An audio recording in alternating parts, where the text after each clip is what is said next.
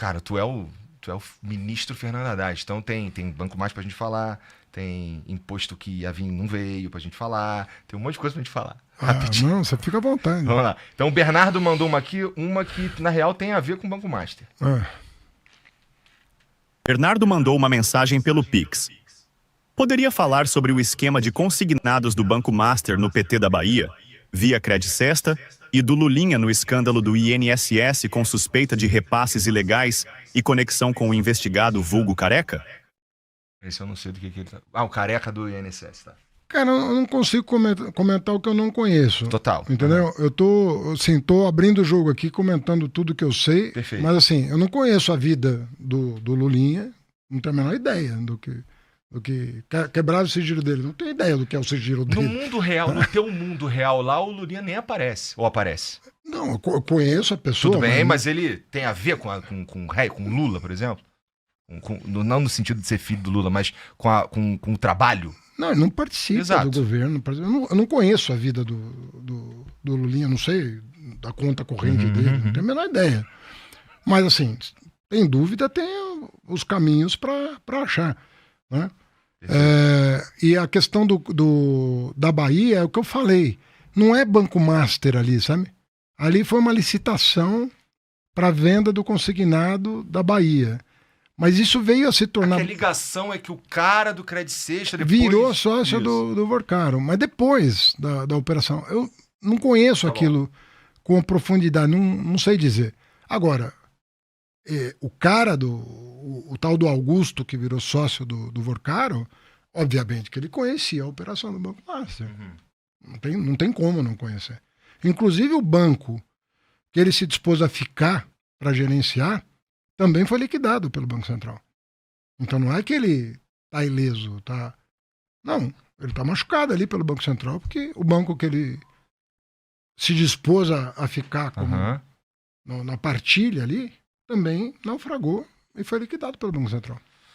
Bom, no fim das contas, eu gostaria muito que a gente não perdesse essa oportunidade de olhar com cuidado para as forças que dominam o Brasil pelas sombras do dinheiro, os caras que fazem as coisas para ganhar vantagem, que agora, esse caso do Banco Master, ele ajuda a trazer luz e nos dá uma chance como sociedade para olhar para as coisas com mais cuidado, para quem tá lá, sabe? Para o cara que tá lá, especialmente os envolvidaço na coisa, eu gostaria com honestidade intelectual, que é aquilo que a gente tá falando. Cara, é do meu time, mas é safado. Puta, o outro é do outro time, mas não é safado. Então, sabe, falta isso. É o que precede a política, que é a ética, né? Quer dizer, se você não tem um time, os dois times jogando eticamente, o campeonato não tem jogo. Não, o campeonato vai naufragar, né? Agora, a gente estava falando aqui de como, eu falei, na verdade, de como a gente gosta, como Brasil, como Estado, de consertar uma pontinha aqui, sendo que o problema é estrutural e às vezes estruturante. Um exemplo também, olha como é que é feita a escolha dos ministros do STF. É feita assim, assim, assado. O problema não é esse, o problema é mais atrás. O problema é como a gente coloca o cara lá. Todo mundo sabe que a sabatina é de mentirinha, todo mundo sabe que o notório saber jurídico é mais importante ser meu amigo do que ter um notório saber e por aí vai. Então, os problemas eles vêm antes o cara ele fica lá até 75 anos e aí não pode. Não, o problema é antes disso daí. Nesse sentido, como é que você, que manja de economia, qual que é o problema estrutural do Brasil do ponto de vista de arrecadação, cara? Do meu ponto de vista, que não sou economista, nada disso. A gente tá pegando dinheiro do lugar errado. Eu acho muito cruel o imposto sobre o consumo, sabe? E aí a gente vai ter que ir arrumandinho as coisas, porque a gente tem a mania de não resolver o problema estrutural, porque a gente não quer fazer o sacrifício que precisa ser feito pra coisa daqui a 10 anos tá legal. Até porque não dá voto, lá. Então, imaginando o Brasil ideal do ponto de vista, que tem alguma mudança estrutural que tu faria do ponto de vista de arrecadação, já que é essa posição que tu tá? Eu vou te mandar, o teu conhecimento, 2 relatórios que eu recebi, um do FMI e um da OCDE, sobre a maior reforma tributária já feita no Brasil, que nós fizemos. Nós concluímos. Uma reforma que levou 3 anos para ser feita, porque dependia de uma emenda constitucional e 2 leis complementares. Ela está chancelada, ela está pronta e entra em vigor a partir de 1º de janeiro, porque tem um sistema de informática digital, vai ser toda digitalizada, é 150 vezes maior que o PIX, o sistema tributário brasileiro, 150 vezes maior que o PIX, e é dentro do SERPRO, com toda a segurança, um data center fechado e tal. Por que o que você fala é importante? O nosso sistema tributário é absurdo, é caótico, totalmente caótico. Você não tem transparência de quanto você está pagando de imposto quando você compra o que for, esse copo, essa água, você não sabe quanto você está pagando de imposto. O novo sistema tributário, que entra em vigor o ano que vem, ele dá transparência total. E é uma única legislação para estados, municípios e União. A mesma jurisprudência, o mesmo entendimento, a mesma base de cálculo, tudo igual. É uma revolução que o Brasil vai viver. E nós vamos tomar um susto com o seguinte: nós pagamos muito mais imposto sobre consumo do que impostos de renda, por exemplo. Sim. Quando no mundo desenvolvido, verdade. Até porque é justo, você paga menos imposto sobre consumo e mais imposto sobre a renda, sobre patrimônio, em alguns casos e tal, né? Tem lugares que até exorbitam as alíquotas. E são heranças, né? Herança e tal, que no Brasil é uma das mais baixas do mundo. Mas para a sociedade conseguir fazer isso, ela precisa saber o que está acontecendo. Sim. E ela vai saber. Ela vai saber o que está acontecendo. Foi a maior reforma tributária já feita. A outra coisa que nós... Então o teu objetivo, pelo que eu estou entendendo aqui com outras palavras, é: quando rolar, eu vou comprar essa água, eu vou olhar a parada e vou ficar puto e vou querer que tenha... Não, eu vou falar... Não, uma reforma. Não, você vai falar o seguinte, pô. O que precisa fazer para eu pagar menos imposto sobre essa água, né? Para cobrar de quem pode pagar sobre a renda? Porque também o imposto de renda no Brasil é uma loucura, porque até isso recai sobre o trabalhador, né? Recai sobre a base da pirâmide. É a primeira vez que a gente isenta de imposto de renda quem ganha até R$5.000. Muita gente prometeu, mas só nós cumprimos. Muita gente prometeu. Bolsonaro prometeu. Mas nós chegamos nos 5 mil de isenção do imposto de renda. Até 7.350, o cara vai pagar um pouquinho menos, está pagando um pouquinho menos do que pagava antes da aprovação da lei. Isso já está em vigor. Você pegar o seu olerite de janeiro, trabalhador seletista, você vai ver que o desconto do imposto de renda diminuiu. Se você ganha até R$7.350. Até 5 mil você não paga, você já não está pagando. Até 7.350 você está pagando um pouco menos do que pagaria. É a primeira vez que se faz isso. E nós fizemos isso cobrando do andar de cima, que não pagava.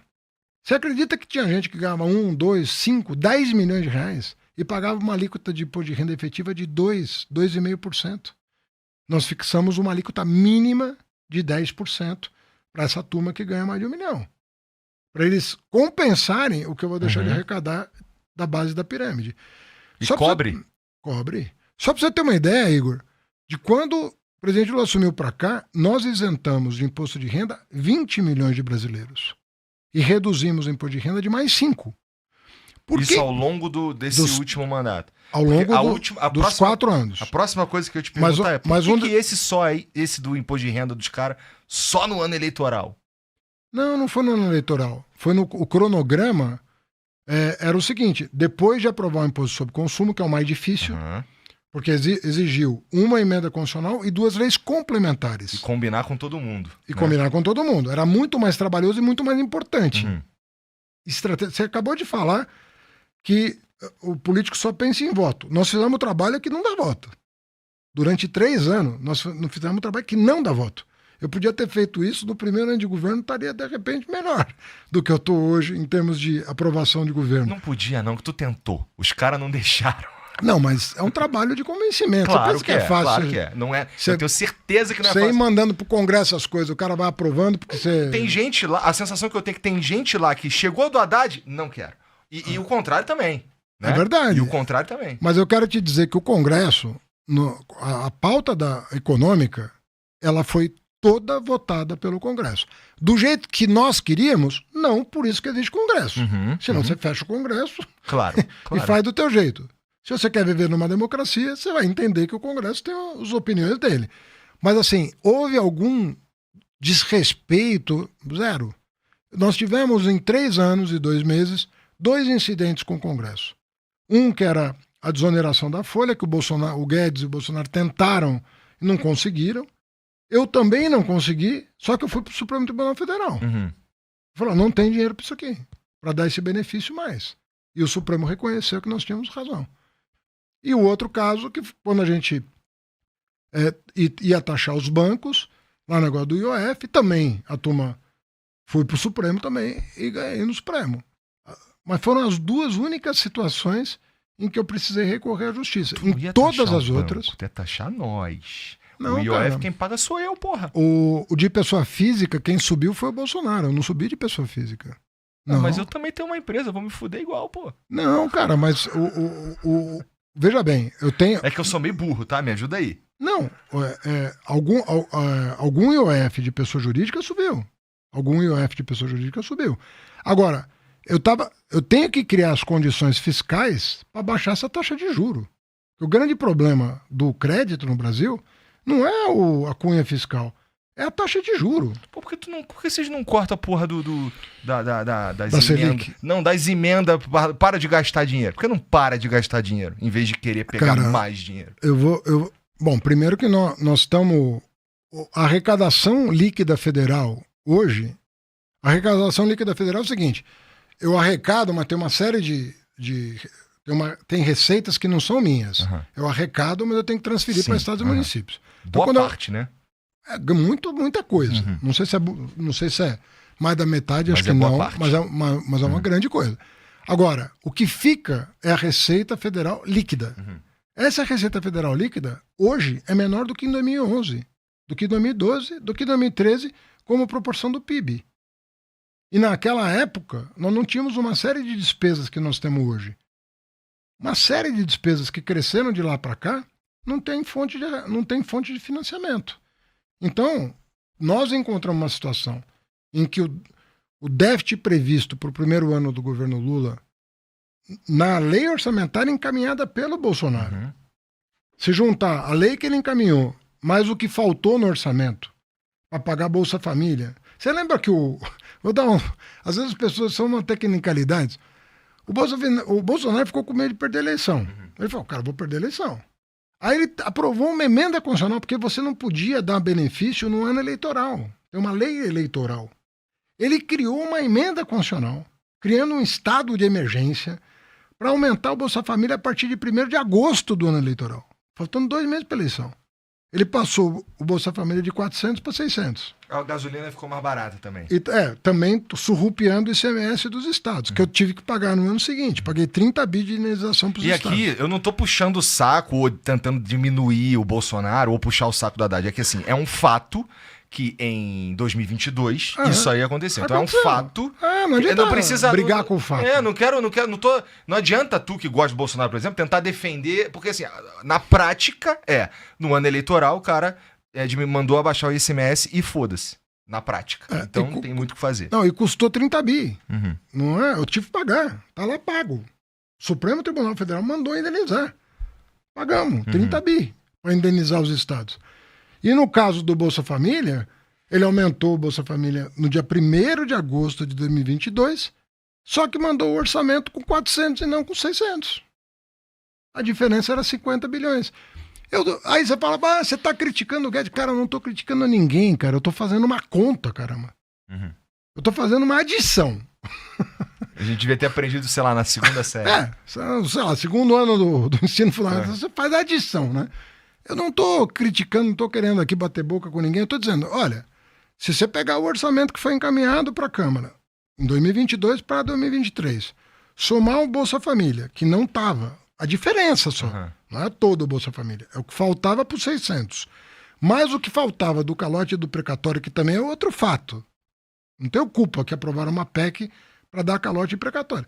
Eu tinha um déficit previsto de 160 bi para o ano seguinte. Esse é o caso, entendeu? Você é maluco. E aí... Olha o cargo que o cara aceita, irmão. Eu tenho que pagar a conta que o meu oponente político fez. Caralho, cara. E aí, eu vejo às vezes no jornal, assim, o Haddad tá culpando. Eu falei, cara, eu não. Você não deve ter me visto mencionar o nome do Paulo Guedes nesses 3 anos. E nem ele o meu. Eu não trato desse assunto. Às vezes eu falo do Bolsonaro, porque ele é o responsável. E você quer saber? Ele fez isso à revelia da área econômica. O Bolsonaro. É? É. Faz sentido. É apenas um comando e pronto. Né? Ele falou, eu não vou perder essa eleição. A PEC foi apelidada pelo Paulo Guedes, tá nos jornais, não sei o que estou vendo, de PEC kamikaze. Aí ele tomou um puxão de orelha e ele reapelidou a PEC de PEC das bondades. Mas ele sabia o que estava acontecendo. Ele é um cara que sabe fazer conta. Ele é um economista bem formado, o Paulo Guedes. E sabia que aquilo ia dar problema. Mas não conseguiu evitar por pressão política. Eu responsabilizo ele? Não, o governo fez isso. Agora, ele não ganhou a eleição, porque se ele ganhasse a eleição, ele ia ter que pagar a conta. Mas não ganhou, quem está pagando somos nós, né? Então, às vezes eu fico vendo assim, a imprensa tentando, como se fosse um fla-flu de narrativa. Falei, cara, tem fla-flu de narrativa, isso aí é da política, mas aqui não tem nada de narrativa, isso aqui é uma conta. O cara vem e me contesta. Não teve calote de precatório. Beleza. Não, tava lá os R$600 do Bolsa Família. É uma contestação. Agora, tem que vir com o número, tem que vir com o documento, tem que vir com a lei. Porque senão, a verdade nunca vai... Fica difícil, né? Fica muito difícil.